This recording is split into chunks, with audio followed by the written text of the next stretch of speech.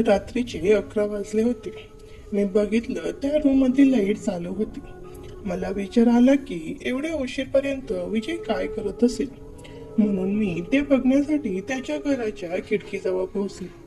खिडकी खुली होती म्हणून मी खिडकीतून आत बघू लागलो तर विजय बेडवर झोपला होता आणि त्याच्या हातात मोबाईल होता.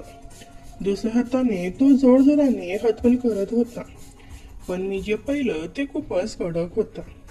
ते पाहून माझं पण मन होऊ लागलं. विजयला त्या दिवशी मी रंगेहात पकडलं होतं. मी त्याच्या जवळ जाऊन त्याला आवाज दिला आणि बोलले, विजय काय करत आहेस? हे ऐकून विजय माझ्याकडे अडचणीने बघू लागला आणि त्यानं पटकन आपले व्यवस्थित केले. तो खूप घाबरला होता. त्याची पाय थरथरत होते. मी त्याला दरवाजा उघडायला सांगितलं तर तो कपडे घालू लागला. मी त्याला कपडे घालायला नाही सांगितले आणि त्याला त्याच हातात दरवाजा उघडायला सांगितलं. आता तो लाचार होता आणि त्याने तसाच दरवाजा उघडला. मी डायरेक्ट त्याच्या पलंगाजवळ गेले आणि त्याच्या पलंगावर फोन पडला होता. मी त्याचा फोन ओपन केला. त्याच्यावर लॉक नव्हता आणि मग मी जे बघितलं ते आश्चर्यचकित होतं. त्याच्या मोबाईलमध्ये माझे अलग अलग अँगलमध्ये फोटो घेतले होते. एक फोटो तर असा होता की ते तुम्हाला शब्दातही सांगू शकत नाही. त्याने असे फोटो कधी काढले हे मलाही अंदाजा नव्हता.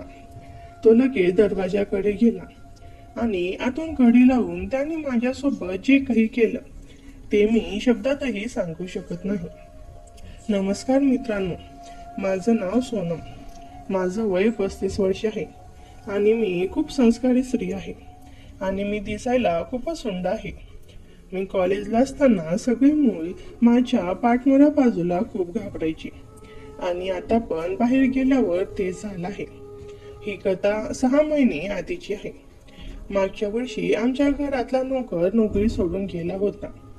मग माझ्या नवऱ्याने पेपरमध्ये जाहिरात दिली. खूप लोक नोकरीसाठी आले. त्या लोकांना भेटल्यानंतर माझ्या नवऱ्याला एक 20 वर्षाचा मुलगा आवडला. तो 3 वर्षापासून हे काम करत होता. तो किचन साफ ठेवायचा आणि कपडेही चांगल्या रीतीने धुवायचा. घरातलं सगळं काम तो करायचा. एकदा मी माझ्या नवऱ्याला विचारलं की एवढ्या लहान मुलाला कामाला का लावलं, ते योग्य आहे का? तर माझ्या नवऱ्याने मला सांगितलं की लहान मुलगा आहे, जे काम सांगशील ते तो पटकन करून घेईल. पण त्याला कुठे माहिती होतं की हा मुलगा त्याचीच पत्नी सोबत. मित्रांनो, माझ्या नवऱ्याचं वय 45 वर्ष होतं आणि ते वयाच्या आधीच म्हातारे होऊ लागले होते. ते पूर्ण दिवस कामात बिझी राहायचे आणि घरात एवढी सुंदर पत्नी असून सुद्धा त्यांचं माझ्याकडे लक्ष नव्हतं. आमचं लग्न झालं तेव्हा आम्ही एकमेकांवर खूप प्रेम करायचो, पण ते प्रेम हळूहळू कमी होऊ लागलं आणि आता तर एवढं कमी होत गेलं होतं की आम्ही महिन्यातून फक्त एकदाच करायचो. एवढं सगळं होऊन सुद्धा मी एक संस्कारी पत्नीसारखं हे सगळं सहन करत होते. दुसऱ्या कोणत्या माणसाकडे बघत पण नव्हती. पण जेव्हापासून हा नवीन मुलगा विजय कामासाठी आला आहे त्या दिवसापासून मी माझे सगळे संस्कार मोडले. आता मी तुम्हाला विजयविषयी थोडं सांगते. विजय 19 वर्षाचा तरुण आणि चांगल्या प्रकारे तयार झालेला मुलगा होता. त्याचं शरीर एकदम फिट होतं. विजय मला काकू बोलत होता. मी त्याला जे काम सांगायचे ते तो पटकन करून घ्यायचा. कुठल्याही प्रकारचा वादविवाद न करता तो काम करून घ्यायचा. साध्या भाषेत बोलायचं तर तो एक आदर्श मुलगा होता. मला विजयविषयी कुठलंच आकर्षण नव्हतं. पण एक दिवस काही असं झालं की मला त्याच्यावर प्रेम करायची खूप इच्छा झाली. त्यासाठी मला माझ्याकडची साफसफाई करावी लागली. मला मदतीसाठी विजयला माझ्याजवळ ठेवलं होतं. मी सरळ जागेवर साफ करत होते आणि विजय जिथे मुश्किल होतं ती जागा साफ करत होता. आम्ही दोघे जण किचनमध्ये साफसफाई करत होतो. मी खाली साफ करत होते आणि विजय स्टूलवर उभा राहून सफाई करत होता. विजयचे कपडे खराब होत होते म्हणून त्याने त्याचा शर्ट आणि पॅन्ट काढून टाकली होती आणि आता तो खाली बनियान आणि कव्हरमध्ये होता. आणि तो स्टूलवर उभा राहून काम करत होता. त्याच्या हलण्याने स्टूल सरकला होता. तेवढ्यात मी त्याला पकडून घेतलं आणि मी त्याला सांगितलं, विजय, लक्ष देऊन काम कर. आणि तो मला म्हणाला, ठीक आहे आंटी. आता स्टूल मी पकडून ठेवला होता आणि तो जोरात वरती साफसफाई करू लागला. त्याच्या हलण्यामुळे त्याचं शरीर माझ्या तोंडावर लागू लागलं.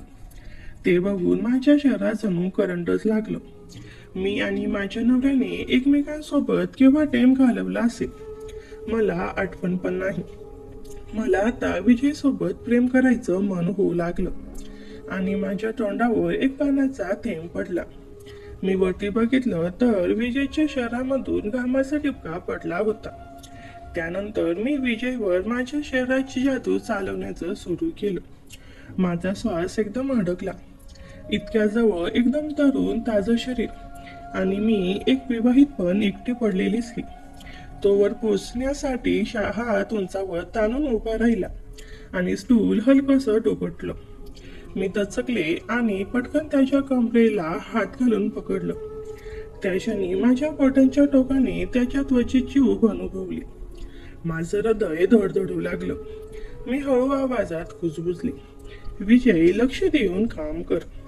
तो खाली वाकून माझ्या डोळ्यात पाहिला. निरागस हसत म्हणाला, ठीक आहे काकू, काळजी करू नका. मी स्टूल घट्ट पकडून उभी होते आणि तो पुन्हा वर कामाला लागला. पण आता प्रत्यक्षाने त्याचं घामाने ओलं झालेलं अंग माझ्या चेहऱ्याला, कधी कपाळाला, कधी गालाला स्पर्शून जात होतं. जणू एखादं अदृश्य स्पर्शाचं वाद्य सतत माझ्या अंगावर वाजत होतं. माझ्या अंगावर काटा आला. क्षणभर मी मान हटवून त्याच्या पाठीकडे पाहत राहिली. मजबूत खांदे, घामाने झगमगणारी मान, हालचालींनी उठणारे स्नायू. मी स्त्री असूनही आतापर्यंत असं आकर्षण कधी जाणवलं नव्हतं. मी नकळत माझ्या हाताने मानेवरून केस कानाला गेले. कदाचित त्याच्या नजरेत माझं रूप उतरावं या अपेक्षेने. तेवढ्यात माझ्या तोंडावर एक थेंब पडला. मी वर पाहिलं. विजयच्या कपाळावरून ओघवणारा घामाचा थेंब माझ्या ओठांचा जवळ उतरला होता. तो क्षण जणू थांबून राहिला. माझे डोळे त्याच्या चेहऱ्यावर घेऊन गेले. त्याने कसलीही जाणीव न ठेवता पुन्हा वर हात फिरवला. पण माझं मन मात्र धडधडू लागलं. माझ्या मनात विचार आला, शेवटचं मी आणि माझ्या नवऱ्याने असं एकमेकांना जवळ घेतलं होतं तेव्हा. आठवण करूनही काही आठवलं नाही. ते जाणवताच माझ्या डोळ्यात पाणी आलं.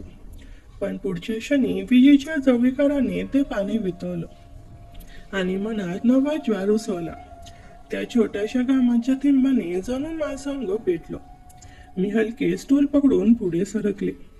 त्याच्या शरीराच्या अधिक जवळ. माझ्या चेहऱ्याजवळून त्याच्या छातीचा सुगंध येत होता. साबणाचा हलका गंध आणि तरुणाईचा ताजेपणा. त्या सुगंधाने माझे श्वास जड झाले. मी स्वतःला थांबवू शकत नव्हते. नकळत माझ्या मनाने हरवून टाकलं. आता मला विजयकडे माझ्या स्त्रीवाची जादू दाखवायची होती. त्याच्या निष्पाट डोळ्यात मला हळूहळू एक वेगळं भाव दिसू लागलं होतं. जणू तोही जाणवत होता माझ्या मनातला रिकामा कोपरा, जो वर्षानुवर्ष कोरडा होता. तो आता हळूहळू त्याच्या उपस्थितीने भरू लागला.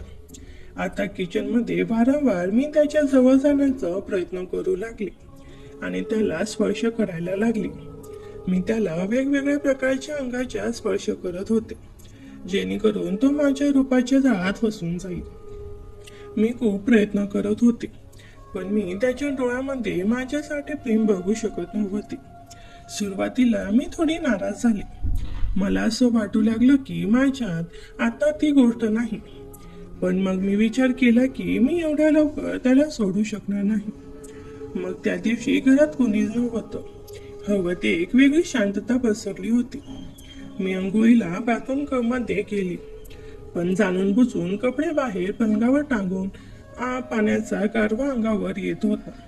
साबणाचा सुगंध हवेत दळवत होता. माझ्या मनात आधीपासून एक विचार होता, विजयला माझ्याजवळ खेचून घ्यायचं. मी थोड्या वेळाने मोठ्या आवाजात हाक मारली, विजय, ऐकतोस का? मी कपडे घेण्याचं विसरले.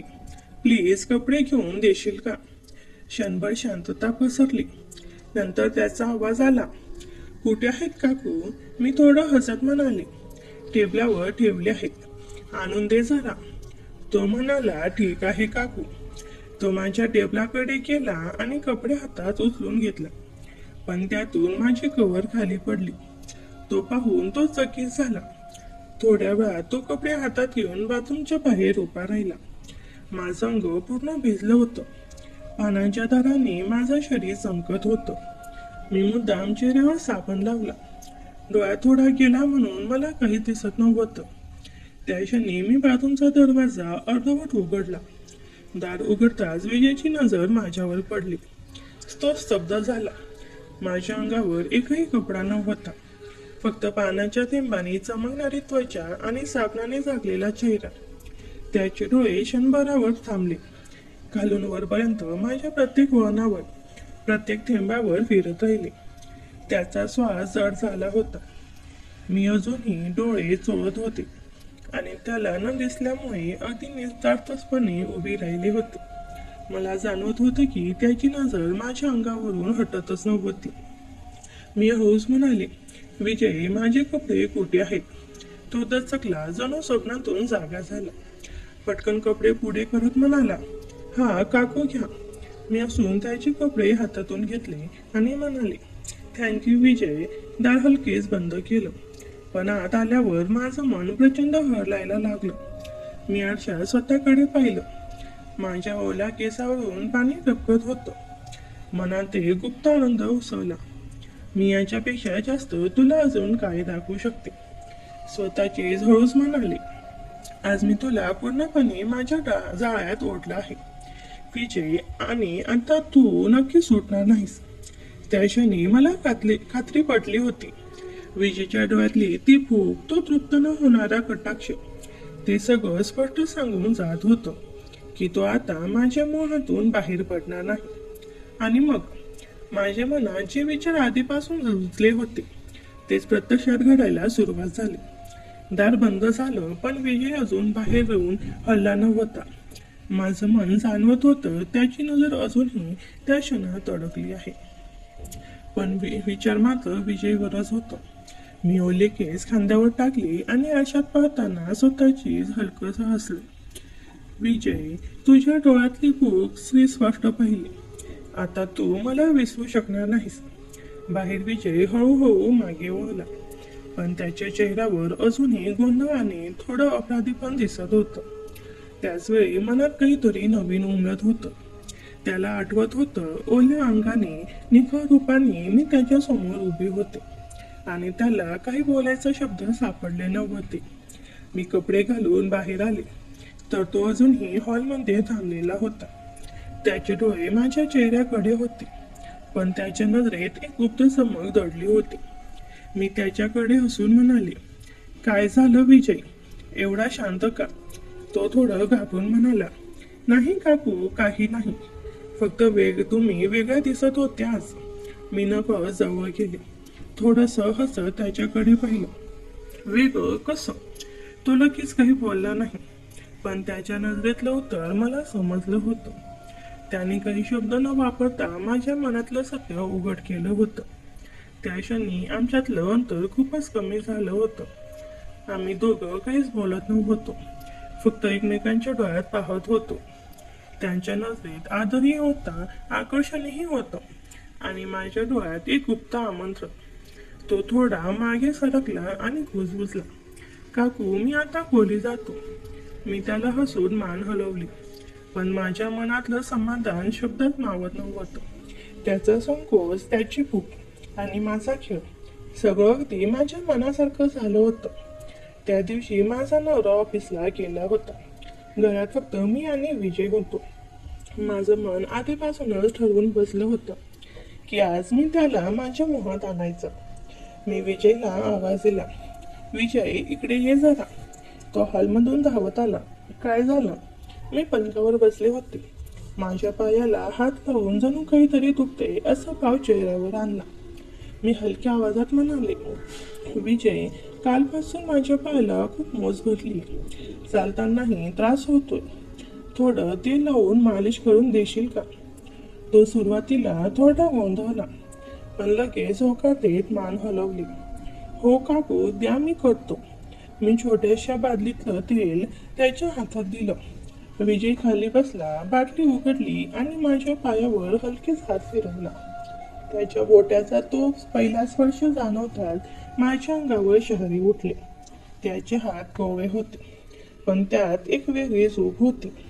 मी शांतपणे त्याच्याकडे पाहत होते आणि तो मात्र नजरेला टाळत एकाग्रतेने पाय चोळत होता. हळूहळू मी माझी साडी थोडी बाजूला केली, गुडघ्यापर्यंत. आता माझे पाय पूर्णपणे त्याच्या हातात होते. विजय थोडा दचकल्यासारखा झाला, पण तो काही न बोलता चोळत राहिला. त्याच्या चेहऱ्यावरचा घाम मला दिसत होता. मी त्याच्या मनात काय सुरू आहे ते ओळखत होते.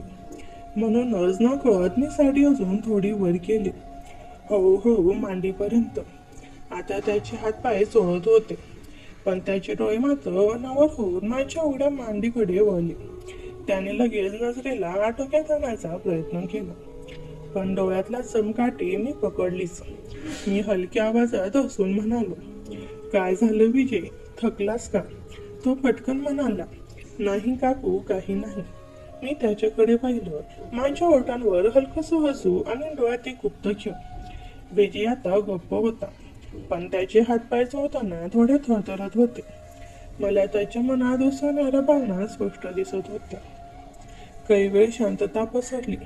फक्त तेल लावण्याचा सुगंध, खोलीत पसरलेला गारवा आणि आमच्यातील नसलेला जागेवर.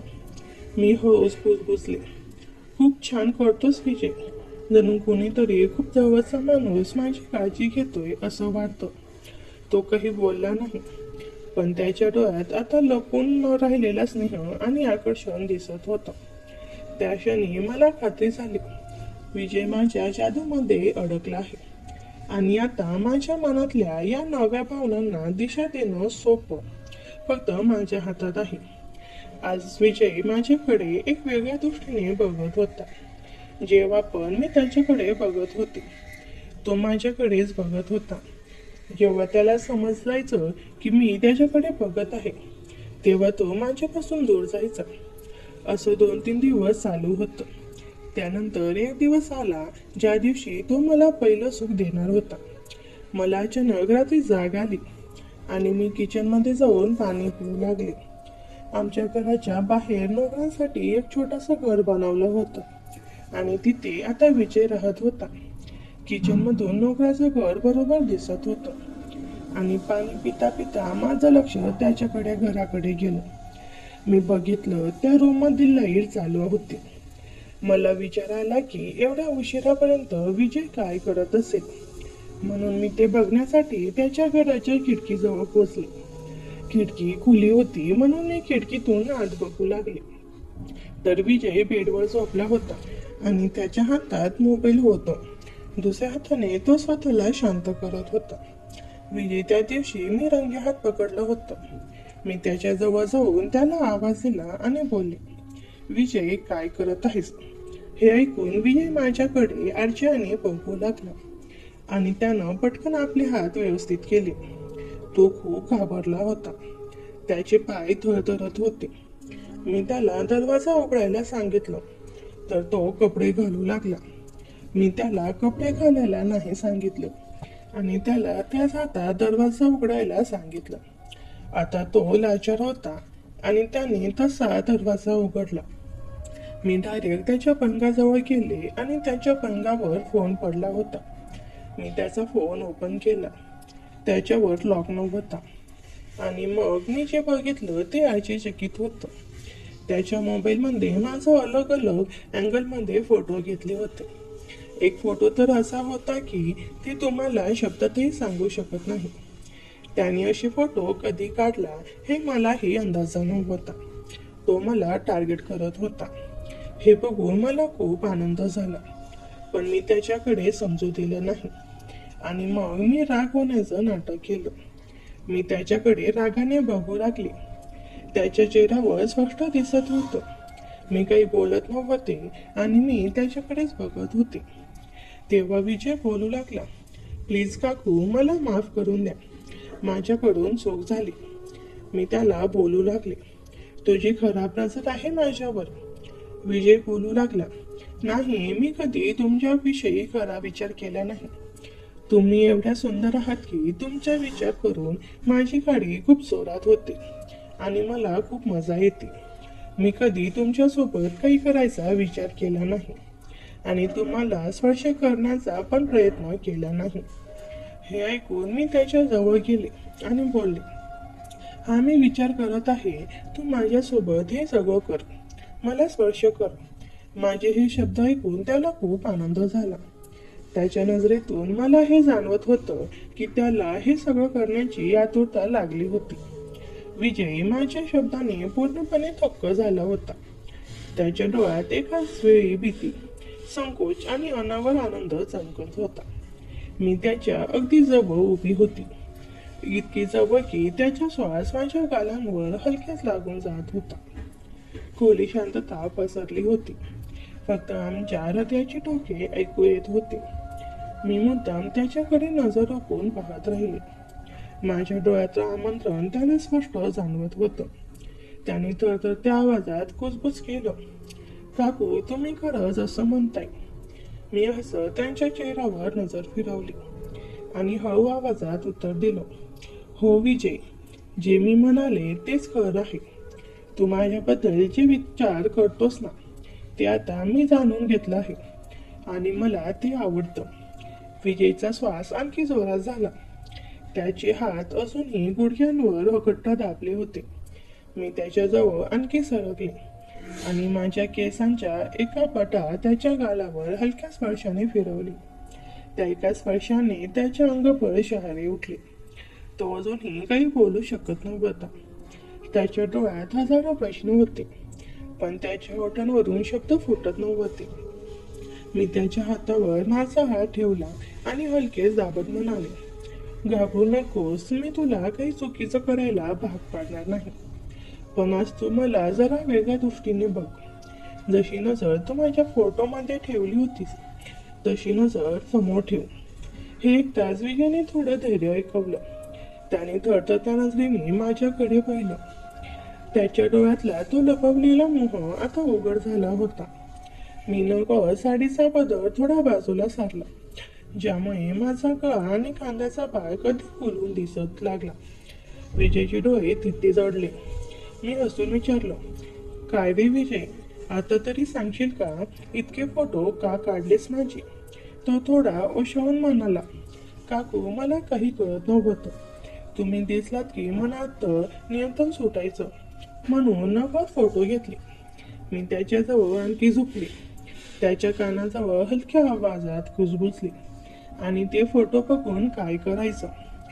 विजयचा चेहरा लाल झाला. त्याने नजर खाली घातली. माझ्या प्रश्नाने त्याचं संकोच आणखी वाढलं, पण त्याचवेळी माझं मन माझ्या मोहात अडकलं होतं. मी त्याला हळूच हनुवटीला हात लावून वर बघायला लागलो. त्याच्या डोळ्यात आता मी फक्त माझं प्रतिबंध पाहत होते, भूक, ओढ आणि संकोच सगळं एकाच वेळी. मी त्याला म्हणाले, विजय, मी तुला थांबवणार नाही आता. जे तुझ्या मनात आहे ना, ते मला कळू दे. त्या रात्री मी विजय समोर उभी होते. त्याच्या डोळ्यात भीती, अपराधीपणा आणि त्याचवेळी माझ्याविषयी दडपलेलं आकर्षण दिसत होतं. मी त्याला मुद्दाम शांतपणे म्हणाले, विजय, तुला खरंच माझ्याविषयी असं वाटलं का? त्याने लागत गोंधळून मान खाली घातली. त्याच्या चेहऱ्यावर घामांच्या थेंबांनी ओलसरपणा आणला होता. मी त्याच्याजवळ आणखी एक पाऊल टाकलं. माझा श्वास त्याच्या चेहऱ्यावर जाणवू लागला. त्याने थोडं वर बघितलं आणि आमचे डोळे भेटले. त्या क्षणी वातावरणात जणू काहीतरी वेगळं जादू होत होतं आणि वेळ थांबली होती. मी माझा हात पुढे केला आणि त्याच्या गालावर हळूवार फिरवला. त्याच्या अंगातून एक शिरशिरी गेली. तो थोडा मागे सरकू लागला, पण मीच त्याला पकडून जवळ खेचलं. माझ्या आवाजात हलकासा कंपन होता.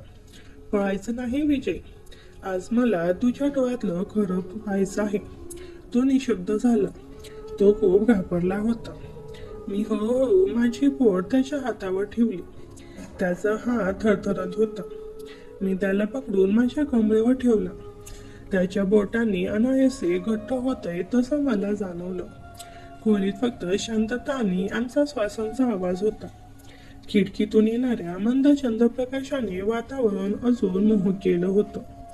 हळूहळू मी पलंगाच्या काठावर बसले आणि त्याला माझ्याजवळ बसायला इशारा केला. तो थोडासा संकोचत होता, पण माझ्या डोळ्यामध्ये ओढ पाहून शेवटी आला. मी साडी थोडीशी नीट करत त्याला म्हणाले, विजय, तुझ्या डोळ्यामध्ये जेवढं प्रेम आहे ते मी आज अनुभवायचं आहे. त्याचे हात आता माझ्या पायावर ठेवले गेले. माझ्या अंगातून एक गारवा आणि उबदारपणा दोन्ही मिसळले. मी हळूच डोळे मिटले. त्याच्या बोटाचा स्पर्श जणू माझ्या अंगात लाटांसारखा पसरत होता. क्षणोक्षणी आम्ही एकमेकांच्या जवळ येत होतो. तो हळूहळू माझ्या केसामध्ये बोट फिरवू लागला. माझा श्वास वेगाने चालू लागला. मी त्याच्या छातीवर हात ठेवला आणि त्या धडधडणाऱ्या हृदयाची धडधड ऐकली. जणू ते हृदय मला सांगत होतं, मी फक्त तुझ्यासाठी धडधडतोय. मी डोळे उघडून त्याच्याकडे पाहिलं. त्याच्या ओठांवर हलकसं थरथरणारं स्मित होतं. माझ्या डोळ्यातला परवानगींची वाट पाहत तो थांबला होता. मी नकळत डोकं त्याच्या खांद्यावर टेकवलं आणि अलगद कुजबुजले. आज मला तुझ्या मिठीत विरून जायचं आहे, विजय. तो शब्द ऐकून विजयने मला जवळ घेतलं. आमच्या दोघांच्या शरीरातील उष्णता मिसळली. आमचे श्वास एकमेकात गुंतले. बाहेर वारा वाहत होता, पण त्या क्षणी खोलीत फल आमच्या धडधडत्या हृदयांचा आणि आतुर श्वासांचा आवाज भरला होता. क्षणाक्षणाने तो माझ्या अधिक जवळ येत होता. प्रत्येक स्पर्शातून, प्रत्येक नजरेतून आम्ही दोघं जणू एकमेकात हरवत चाललो होतो. ती रात्र एक वेगळीच होती. फक्त रोमांस, उत्कृष्टता आणि अधुरसं नातं पूर्णत्वाकडे झुकत होते. त्या क्षणी विजय मला मिठीत येत होता. माझं डोकं त्याच्या खांद्यावर टेकलेलं होतं आणि त्याचा श्वास माझ्या मानेवर हलकासा लागत होता. माझं शरीर त्या उष्णतेने जणू थरथरत होतं. मी त्याच्याकडे डोळे उघडून पाहिलं. त्या डोळ्यात इतकी ओढ, इतकी प्रामाणिकता, इच्छा दिसत होती की माझं मन पूर्णपणे हरवून गेलं. मी हळूच त्याच्या गालावर हात ठेवला. माझ्या बोटाने त्याचा गाल अलगद फिरवला आणि तो डोळे मिटून माझा स्पर्शाचा आस्वाद घेऊ लागला. मला जाणवलं की त्याच्या प्रत्येक श्वासात माझ्याविषयी किती तीव्र भावना आहेत. हळूहळू त्याने माझा हात पकडला आणि आपल्या छातीवर ठेवला. त्याच्या हृदयाची धडधड इतकी जोरात चालू होती की मला स्पष्ट ऐकू येत होती. मी हलक्या हसत कुजबुजले, विजय, तुझं हृदय माझ्यासाठी धडधडतंय का? तो थोडा लाजला, पण नजरेतली ओढ लपवू शकला नाही. अलगद म्हणाला, हो काकू, खूप दिवसापासून माझ्या मनात हेच आहे, पण कधी धाडस केलं नाही. त्याचा आवाज थरथरत होता. मी त्याला जवळ ओढलं आणि म्हणाले, आज धाडस कर, मी थांबवणार नाही. हे एकदाच विजयच्या नजरेतल्या संकोचात रूपांतर एक तीव्र रोमांटिकतेत झालं. त्याने हळूवार माझ्या केसातून हात फिरवला. माझे केस खांद्यावरून खाली सांडले आणि त्याने त्या केसाचा गंध घेत डोळे मिटले. मी स्वतःलाही आवडू शकले नाही. मी त्याच्या गालावरून हात सरकवत त्याच्या मानेवर नेला. त्याचा श्वास माझ्या चेहऱ्यावर उष्णतेने लागत होता. आम्ही दोघं नकळत एकमेकांकडे झुकलो. आमचे श्वास जुळले, नजरा भेटल्या आणि त्या क्षणी जगातलं सगळं विसरून आम्ही फक्त एकमेकात हरवून गेलो. खिडकीतून येणारा चांदण्याचा उजेड आमच्या चेहऱ्यावर पडत होता. खोलीतलं वातावरण जणू गोड आणि मोहक झालं होतं. त्याने हळूहळू माझ्या पाठीवर हात ठेवला. त्या स्पर्शाने माझ्या अंगातून एक लहर गेली. मी डोळे मिटून त्याला अजून जवळ ओढलं. रात्र पुढे सरकत होती. आम्ही दोघं एका शब्दाशिवाय एकमेकांना जाणवत होतो.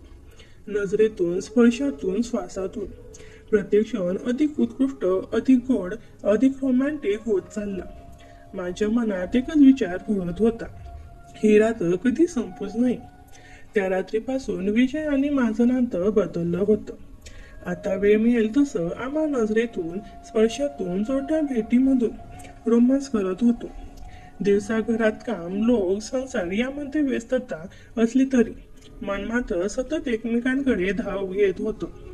रात्री चोरून भेटणं, स्वयंपाकघरात काम करताना हातांना स्पर्श घेणं, दृष्ट भिडून काही न बोलता सगळं सांगणं.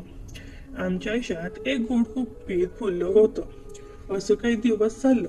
आम्हाला वाटलं होतं की आपलं रहस्य सुरक्षित आहे, पण नशिबाला कदाचित काही वेगळंच मान्य होतं. एका रात्री मी आणि विजय खोलीत होतो.